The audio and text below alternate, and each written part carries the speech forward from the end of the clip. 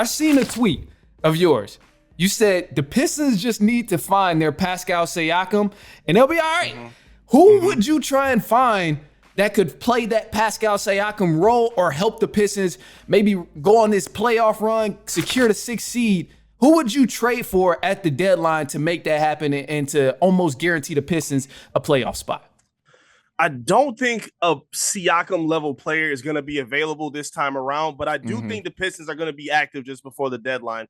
It's unfortunate just because of the situation that Cade and these Pistons have been in with the young foundation, because it feels like every single time like they have a good season or Cade shows some potential, that next season you feel like, okay, now is the time you push that button and you go get that veteran star player to kind of complement with these guys like Indiana did with Siakam. Absolutely. I don't think that's out there right now.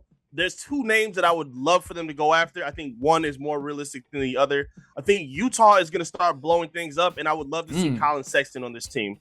If you want to focus on a playoff run right now, I feel like he's a perfect kind of player that has played with JB Bickerstaff before. He alleviates a lot of pressure from Cade as a secondary ball handler off the bench or as a starter, whichever one you want to use him for. He's a bucket getter. He's, very tenacious defensively. And even when he comes, or when Jaden Ivey comes back, I don't think his role is as much of a threat to the development of the young guys. I think he's a well-rounded complementary player that they could add.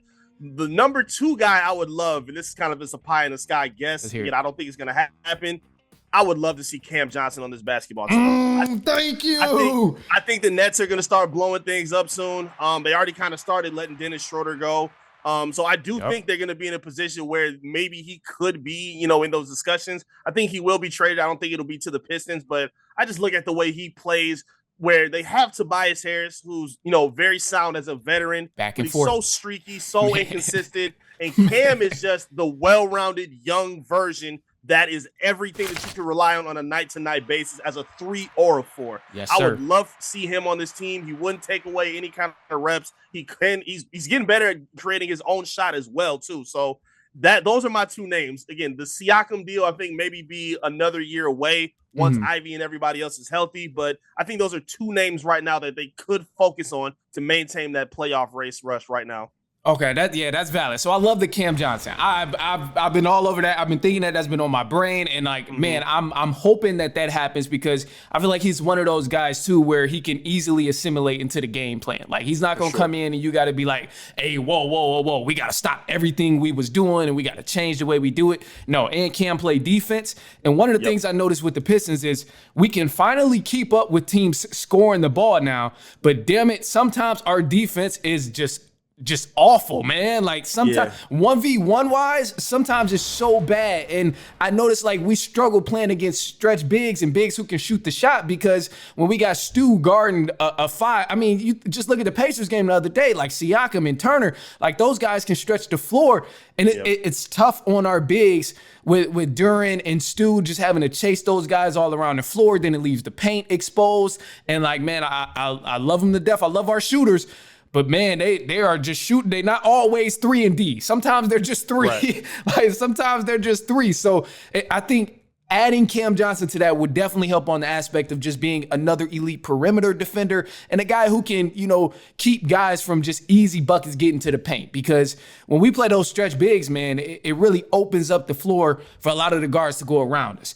Anyway, so that's my thoughts on there. One of the guys I also had in mind was Brandon Ingram. I'm not sure how realistic this will be for before the trade deadline. And also he's been dealing with some injuries and stuff too, which kind of worries me. But I feel like in the long term, this would be a very good help, just because this is a guy who is practically 7 feet tall. He can score, he can shoot. He could still improve on the defensive end, but also he's just another lanky body that's down there on the floor and someone who can help score from any area of the court with Cade Cunningham. Like, he has another help in the element of scoring. So I think that could be a huge improvement. And I would personally, I actually doubt it happens. But I think Kyle Kuzma, I know people got mixed feelings about him, but I think Kuz, bro, Kuz can shoot the ball, and that's a good player, man. And people forget that's an NBA champion too.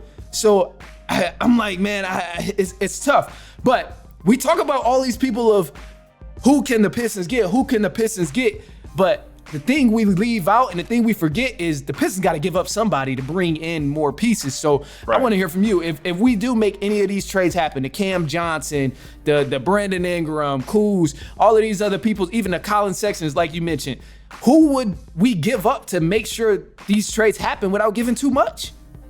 Yeah, it's going to have to be one of them 3 vets for sure. I mean, Tim Hardaway Jr. has been very valuable. He, too, can be kind of streaky, and he's also a very underrated defender. I think he's one of the top players in the league in terms of taking charges and, putting his body out there to draw contact. Right. Malik Beasley, he's been one of the best shooters in all of basketball, averaging over 40% from 3. He's already spoken in an interview where he said that some contenders have been on his phone interested in acquiring him. So, if he's mentioned in some discussions, I wouldn't be surprised either. Tobias, I don't really think he's going to move around much. I think, he has family in Michigan. I think his wife lives in Michigan around the area. And I feel like his name may not be as attractive as the other 2 names, considering their contract and his age. I don't think he would be one of the options that they would be reaching out to for a deal. So for me, I think it's going to be one of those 2 guards. I don't think it would have to be, again, you might have to maybe give up another pick or some other assets, which Detroit doesn't have a lot of to give away in the first place. Right. But, in terms of what they've built so far with some of the young guys, I don't think they're going to be, pitching many of them. Like I can't see Sasser or Stu or Asar. Like I just don't think they're going to shake up too much of the young foundation. I do think it'll probably be one of the vets to, bring one of those guys in. But, again, I feel like they're going to be pretty patient and conservative in this process, even though they are serious about trying to win. You see them making the right changes. Like Trajan Lane has even said they're better right now than we even thought they would be up to this point right now. So that's a good sign. They got a lot of tough decisions to make. I do think they're going to be smart and conservative about it. But, I think it'll be one of those 2 shooting guards to be one of the picks out. Yeah, I thought about this too, man. And I'm like, man, I would really hate to give up Malik Beasley.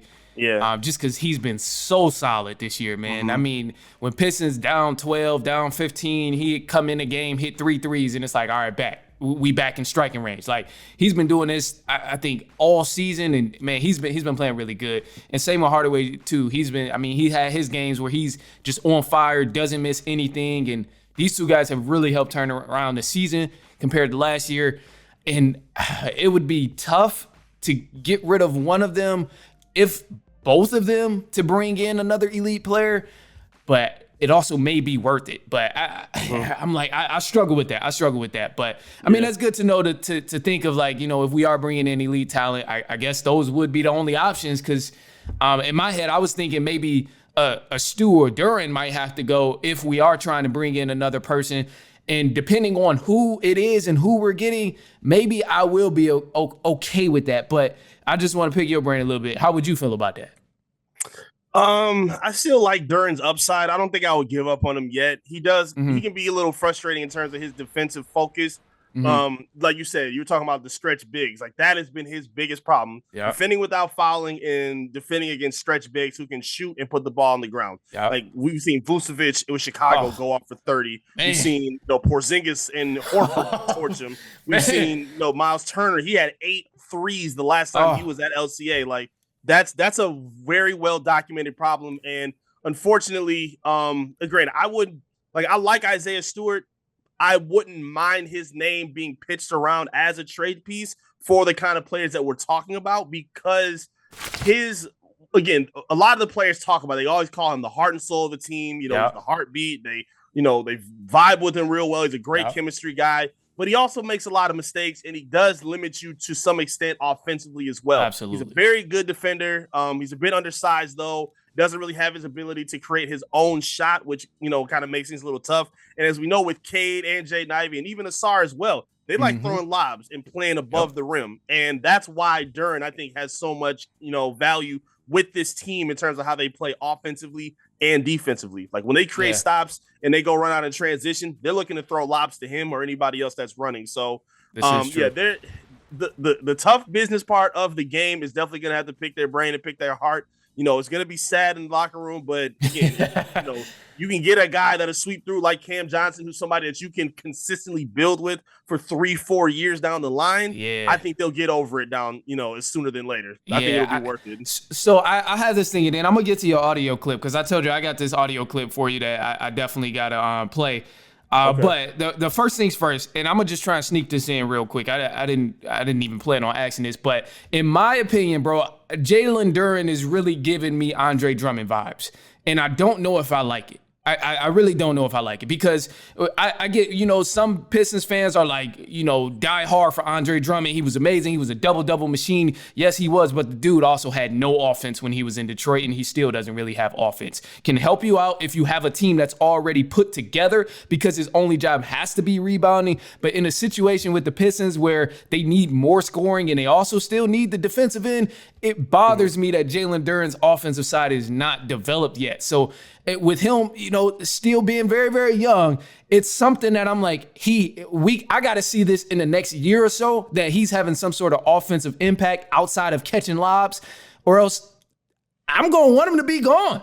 So I got to hear what you think about this, bro. Does he resemble Andre Drummond? Like, am I tripping or like, do I have a point? I just want to know because this is where I'm thinking. I want to hear your thoughts on it, just like where you are in terms of this situation, because I can't be the only one that notices this. No, you're not tripping at all. That was a very, very popular name when he was drafted here because a lot of people said like his floor could be Drummond, but his ceiling could be Dwight Howard. And people thought he might fall somewhere in between that. So no, you're not wrong at all about that comparison. Drummond, yeah, he was his highs would be as crazy as a 30-20 game, but then he could also put up some stinkers where, he's on the bench for foul trouble or struggling to defend the rim on a consistent basis as well. So, Duren is dealing with a little bit of that right now.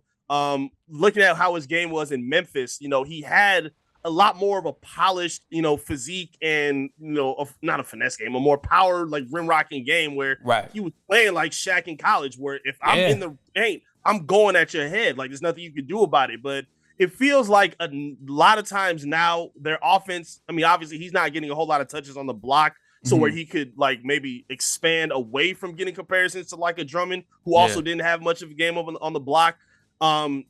His game, it seems like he gets a lot of, pass at the top of the key, catch at the elbow to, drop off to swingers and cutters. But he's still kind of struggling with, developing his own and generating his own offense right now. So that has to be his next step. He works a lot on it in pregame. I get to see him a lot up close. Okay. And, it's there. He has a nice touch on his jumper. If he could add that to his game, I think that would expand so much. But absolutely. For right now, a lot of that focus needs to be more so on defense because, prior to Jaden Ivey's injury, they had enough offense around them where his offense reliability wasn't much of a priority. But at this point now, they kind of need that a little sooner than later. So hopefully they can add that. But no, I 100% hear you on the. Oh man, that's so true, man. The Ivy injury is really like the root of the scoring troubles of not being able to outscore these teams, man, because like he helped so much, especially when Cade was like on the bench resting, like you still had so much scoring coming.